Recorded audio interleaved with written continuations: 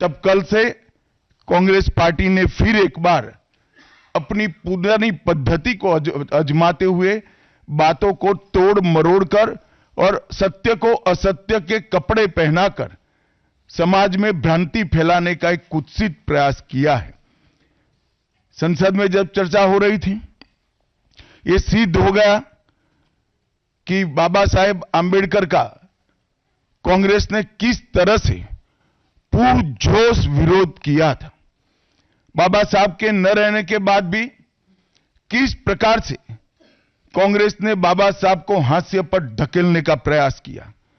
जब संविधान सभा अपना काम कर चुकी, चुनाव हुआ 1951-52 में और 54 में, दोनों बार कांग्रेस ने बाबा साहब को हराने के लिए कोई कसर नहीं छोड़ी। यहां तक कि फ्रेंडली चुनाव होता है, स्पिरिट वाला चुनाव होता है, ऐसा चुनाव भी नहीं था। विशेष प्रयास किया गया और वो उनकी हार को सुनिश्चित किया गया। जहां तक भारत रत्न देने का सवाल है, कांग्रेस के नेताओं ने कई बार खुद ही अपने आप को भारत रत्न दिए हैं। 55 में नेहरू जी ने खुद को भारत रत्न दे दिया, 71 में इंदिरा जी ने खुद को भारत रत्न दे दिया और 1990 में बाबा साहब को भारत रत्न तब मिला जब कांग्रेस पार्टी सत्ता में नहीं रही और भारतीय जनता पार्टी के समर्थन वाली सरकार थी। 1990 तक कांग्रेस पार्टी बाबा साहब को भारत रत्न न मिले, इसका बड़े जतन से प्रयास करती रही। यहां तक कि बाबा साहब की जयंती को भी, 100वीं जयंती को भी मनाने का मना ही कर दिया गया। नेहरू जी की आंबेडकर जी के प्रति नफरत जग जाहिर है। नेहरू जी की खुद की किताब selected works of Jawaharlal Nehru second series volume 16, इसके भाग 2 की पृष्ठ संख्या 532 पर एक पत्र का उल्लेख है।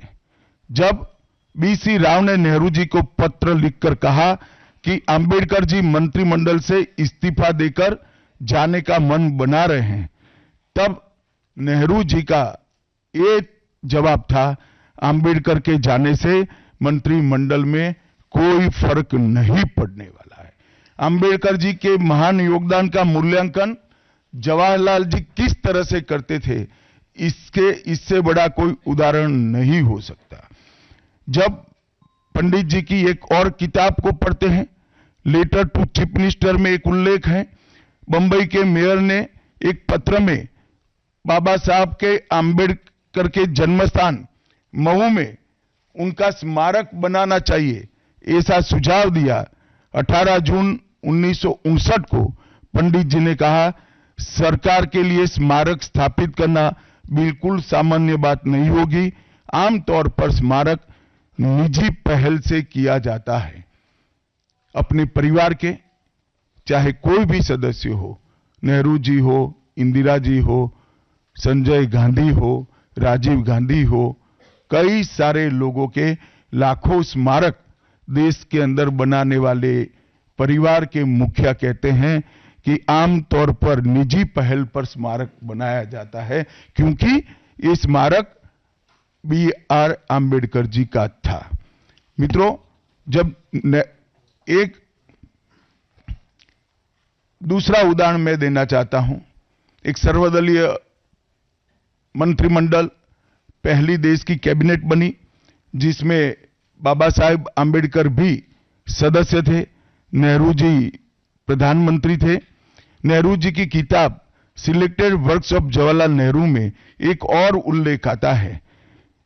नेहरू जी के आश्वासन के बावजूद आंबेडकर जी को कोई महत्वपूर्ण विभाग नहीं दिया गया और ये स्पष्ट इसके अंदर उल्लेख है कि सरकार की नीतियों, विशेषकर विदेश, रक्षा और अनुसूचित जाति और जनजाति से जुड़ी हुई नीतियां और 370 के खिलाफ आंबेडकर जी थे। न्यूज नेशन अब व्हाट्सएप पर खबरों की ताजा अपडेट के लिए न्यूज नेशन के इस QR कोड को स्कैन करें।